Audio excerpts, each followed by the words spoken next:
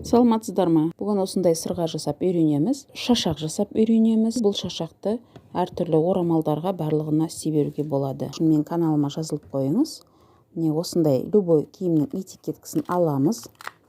Кесіп осындай формада бір 7,5-8 сантиметр алып алсаңыз болады. Өзіңіздің шашағыңыздың ұзындығына қарап ала бересіз. Мен осылай әдемілеп қиып аламыз. Сосын осындай ортасынан форма жасап қайшымен 1 сантиметрдей орын қалдырып кесіп аламыз.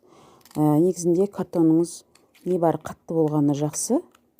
Қазір ол не үшін екенін сізге айта кетемін. Осылай форма шығады. Міне осы форманы енді кәдімгі идеал жіпті алып, швейная машинкамен тігетін жіпті алып, орап бастайсыз. Міне алдыңыз, жіппен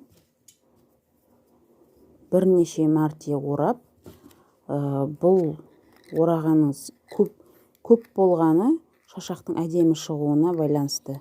Бір 100 рет айналдырып, егер ерінбесеңіз 100 рет айналдырып,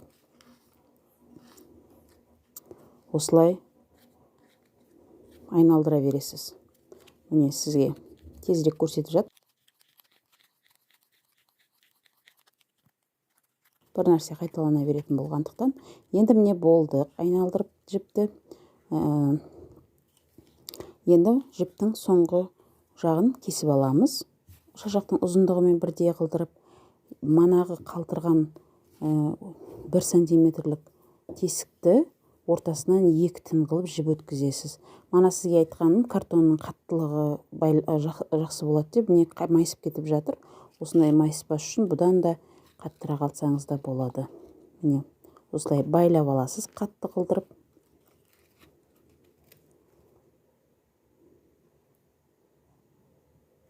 Қатты.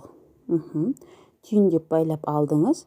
Енді осы жіпті қалдырып қойып, мына айналдырып шыққан жібіміздің соңғы жағын аккуратно бір келкі қылдырып кесеміз.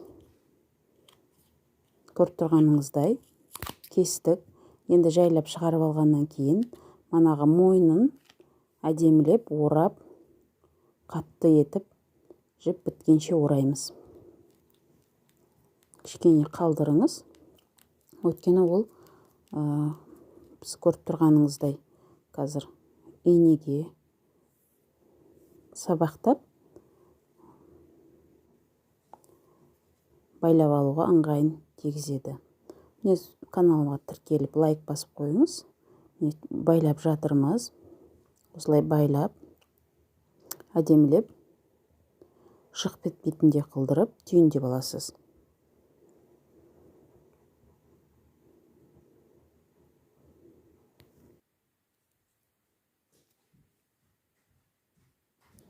Міне жіптің ортасынан өткізіп, дәл осылай тағы да түйіндеп аласыз.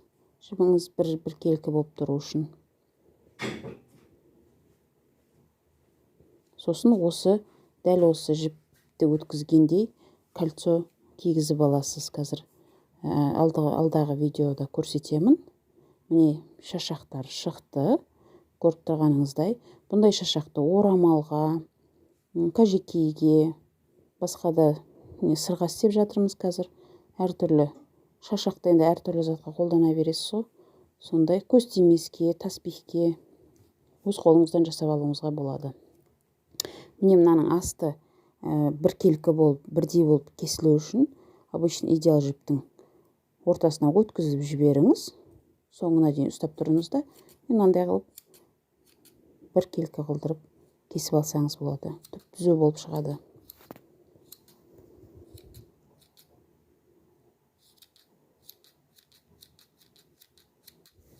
Бұл шашақтың бір түрі, басқа да видеолар каналымда бар. Сол каналдардан кесте тігу және басқа шашақтың түрлерін көре аласыз. Алдағы уақытта салуға жоспарлап отырмын. Міне түп-түзу болып шықты. Енді осындай щеткамен біркелкі қалдырып түзу болу үшін тараптар жіберуіңізге болады. Әдемі болып шығады сонда. Міне, шашағымыз дайын. Енді екінші шашақты дәл сондай қылып қайталап жасайсыз. Сосын осындай сырғаға ілетін тақ жаласыз. Сосын осындай сымын аласыз. Барлығы фурнитура сатылатын дүкенде сатылады. Сосын бір жемчуг 10 мм, бір хрусталь тас аласыз. Қандай түс жібіңіз болса, сондай түс хрусталь тас алсаңыз болады. Мына жерде мен кигізіп жатырмын. Кигізіп жатқан кезде артық болып жатса, кесіп тастауыңызға болады. Мен кішкене ғана кесем, өйткені менде тым артық болып тұр. Болмаса өзіңізге ұнаған тасты да кигізуіңізге болады. Енді ол әр өзіңіздің фантазияңызға байланысты. Міне осылай қайырдық.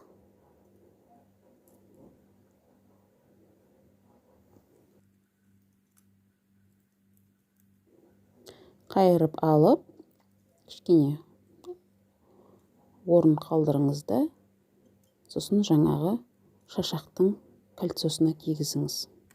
Сақинасына дейін бе. Өстіп қатырып жіберіңіз, шығып кетпейтіндей етіп. Міне сырға, бір сырға дайын. Дәл осылай қайталап екіншісін жасайсыз. Сол кезде міне осындай әдемі сырға дайын болады. Видеоны толық қарағандарыңызға рахмет.